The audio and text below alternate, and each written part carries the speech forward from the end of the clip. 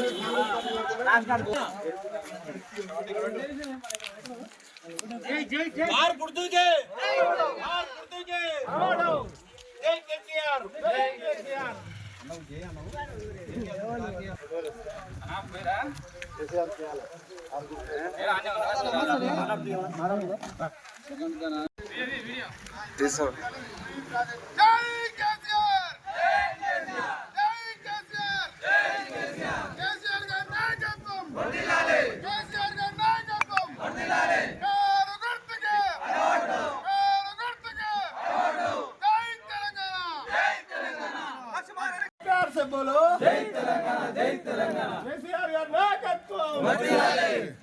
తెలంగాణ, జై కేసీఆర్, జై కేసీఆర్, కొట్టు కొట్టు, జై కొట్టు, జై తెలంగాణ, జై తెలంగాణ,